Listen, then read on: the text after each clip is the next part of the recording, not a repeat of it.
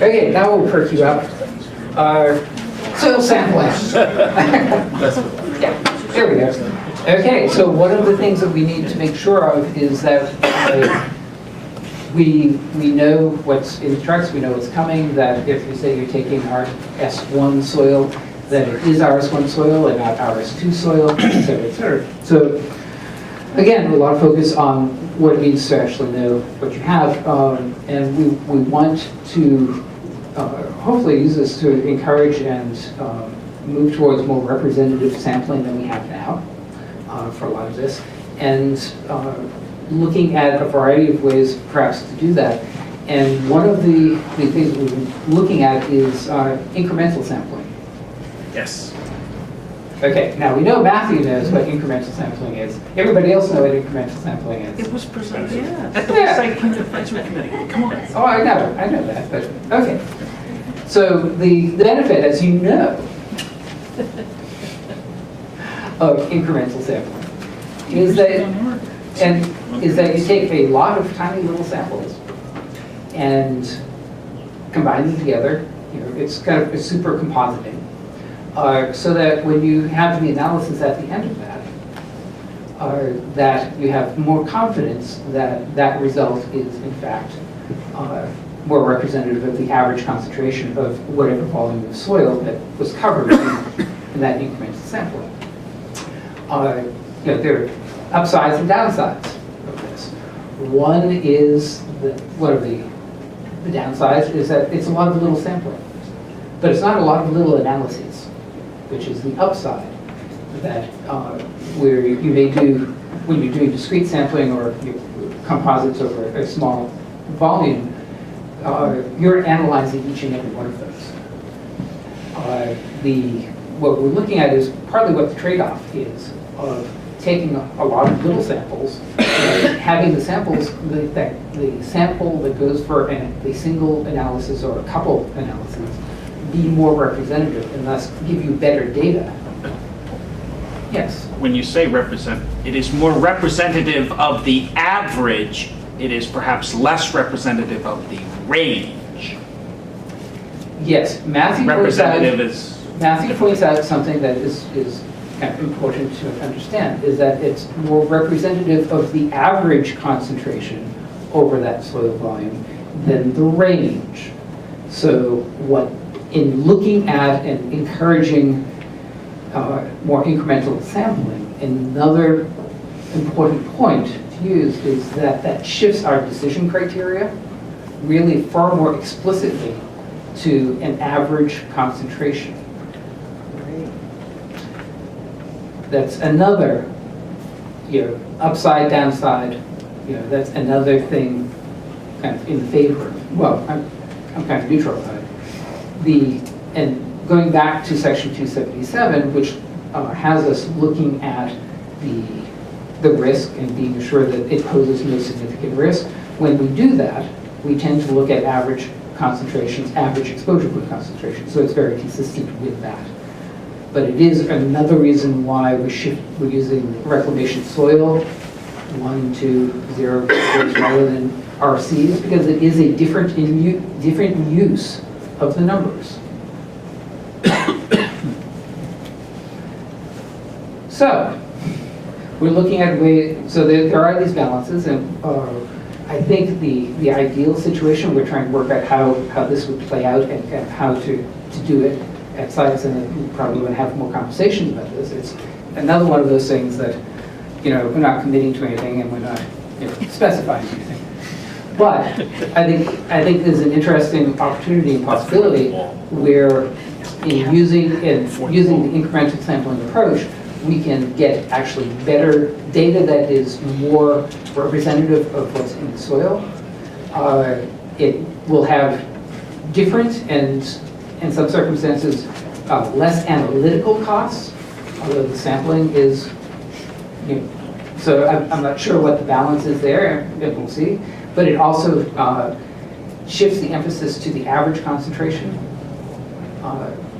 which also has impacts as well. So what we want to do is look at the overall impact and say, are we setting up a program and a system which is protective of public health, gives us good data that we can use to make these decisions on, and is appropriate for safely and appropriately filling quarries, scientific developments, etc. So that's kind of, there are no more details than that. But that's kind of the general thrust of how to work out a system that I think has the real possibility of being a win-win-win across the board. So When? Thank you. Wendy, Hydro Bernays.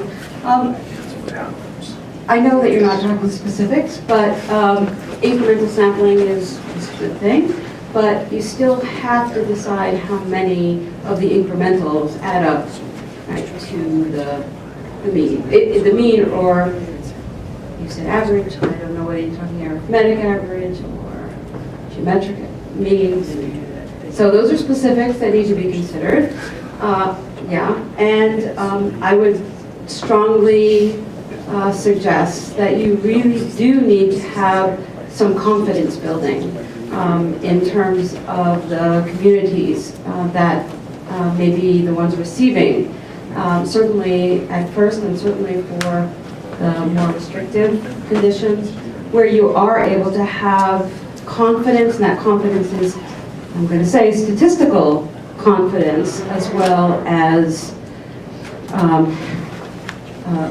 good representation of the soil that's coming in.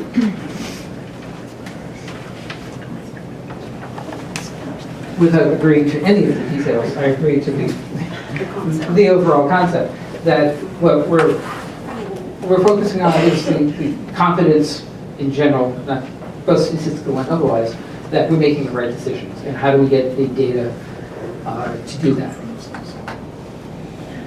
And I think the trade-offs here are actually, but they're not actually trade-offs. There are, it's a different way of viewing it, and we have viewed things like, the use of RCs.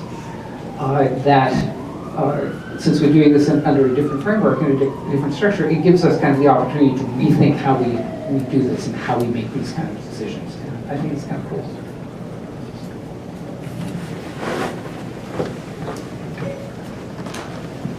Ned Abelson, Wilson Stores. I'm a lawyer, not an engineer, so usually I get a phone call when there's a problem rather than when things are going great. And in this instance, I guess my question is it broken so it needs fixing? In my experience, which goes for more years than I care to admit at this point, I've certainly seen situations where people make a mistake and the stuff that they know was supposed to go to location A ended up going to location B. And it's quite a scramble to fix that. But I haven't seen, I can't think of an instance where people found that the stuff that was supposed to go to location A ended up going to location B and they didn't know it because they didn't have the data and things of that sort. So I guess what I'm trying to say is I haven't experienced a lot of situations where they blew it based on the data gathering. And so I'm just trying to get a sense of how much of a problem is this really? I certainly understand the PR piece.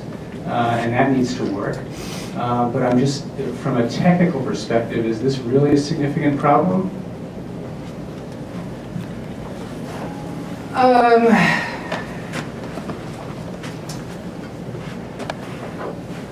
I'm going to be more circumspect than probably some of my colleagues in answering this because obviously a lot of the 2020 program has developed using, let's simplify it and say, discrete sampling. So I would certainly not be saying, oh yeah, there's a gigantic, huge, ginormous problem, and we can't trust any of this, because that would somehow significantly undercut my program. Having said I wasn't going to say that, the problem with the perspective of, well, I haven't seen a problem or I haven't heard of a problem, so it's not fixed, I think it gets back to the question of, well, what are you using to say that it's not broken? If the data that you're gathering is not representative and is not sufficient to actually describe the variability in the soil, then you actually don't have the data to scientifically determine that it's working. What you have is anecdotal evidence that in cases of gross contamination where you can't ignore the odor or the visible contamination, or the landfill you're sending it to has a different list of contaminants, and you suddenly sample for something that you hadn't sampled for before and you find it, so that you find out there's a problem. I don't think people have gone rigorously through it and studied exactly that question, but I think you're relying on the anecdotal evidence rather than a structured analytical evaluation of how effective the current program is. I think if you did that, there's a lot of data out there, and a lot of it was supporting the incremental sampling methodology, looking at the variability and how much, I mean, everybody talks about, well, you take a soil sample, and if you take it just a little bit over, you could get a number that's completely different, right? You've all like thrown that back at me. Heterogeneous. It's very heterogeneous, and even on a small scale. And then on a larger scale, where you also take into account that you may have discrete releases that aren't being picked up simply because the sampling density isn't enough. That by the time you actually analyze the soil sample that you're taking as a discrete sample, it is a small part of a small part of a small part of a huge pile. Yes. And you don't know everything else. And it's that you don't know everything else is the problem. You don't know if it's wrong. You don't know if that small part of a small part of a small part of a big pile is representative of that, or it isn't. It might be on the high end, it might be on the low end, it might be right on the mean, if you're lucky, but only if you're lucky. I think there is data and there are studies, and I did provide a link to it on the blog, if anybody noticed, of the incremental soil sampling. And there's kind of detailed kind of description of what problem incremental sampling is trying to answer, and why the data that you get out of that is more representative of the average, and kind of how that works. And it's worth going through it. We've had training, we've had things, presentations on it before, and we still have to work out how or if this could work for this, but I think it's something that we want to, the basic message here is this is something we want to explore because we think it can give us better data, and we think that overall it actually works out as a win in a number of different lines. And we could actually take less samples per stockpile? Few. Well, you have to be very. The question was, and you can actually take less samples per stockpile? And the answer is no. You're actually taking far, far more samples. Far more samples. The trick is, you're not analyzing them all. You're putting them together into this big composite. So when you have that jar of soil, it actually is more representative of what's in the volume of soil we're trying to evaluate. And by analyzing that, you get a more representative answer. And it comes with a more structured protocol for how to do that. So it's a trade-off. Greg Blake. I would think, and wearing a couple different hats here, a lot of us in this room deal in the MCP, where we deal with contaminated soil, not this uncontaminated soil. And we are using discrete grab samples to characterize contaminated soil, which may in fact have more ramifications in terms of health risks than dealing with this uncontaminated soil. So are we, if you go down this road with incremental sampling for this program, are you thinking that will lead to incremental sampling for the MCP? Have you thought that connection through?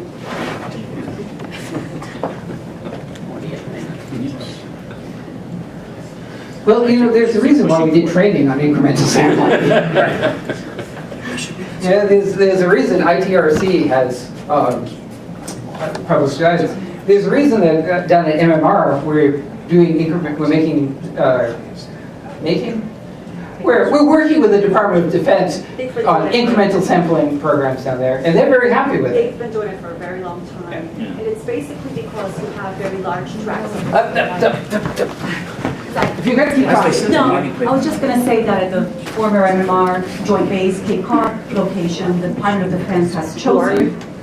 I'm Millie Garcia, MassDEP, Southeast Region. The Department of Defense has actually chosen to go down the path of the ITRC's incremental sampling methodology. Why? Because they work at very large tracts of source areas, and some of them have explosive constituents and munitions. So by way of maximizing the collection of samples that then get composited, and the actual analysis is lessened because there's an increase in the number of samples, but yet a decrease in the number of analytical samples that are analyzed, they can actually have better decision making with regards to what stays in and what needs to go if it's, trying to characterize explosives constituents. So it's worked well. It's, we have a whole bunch of RTNs and, available staff that can talk to you if you're interested. But it is a very interesting thing to think about with regards to, versus discrete sampling, which warrants an analysis of every single sample you collect. And Wes. Wes Stimson. I just had one observation. Depending on the size of the unit that you end up deciding needs to have an analytical result, all of these materials for a construction site get tested in place. So the actual collection of your samples is not going to be cheap. Yes. So there's a big trade-off against the analytical costs. Yes, that's what I didn't say it was a one-for-one. There are added benefits, there are pluses and minuses. And that's how this works. It's certainly a lot easier if you have stockpiles somewhere than doing in situ. And it has to work for in situ, because we recognize that is, a lot of the soil is being tested in situ. It has to work with the soil boards and find a way to do that.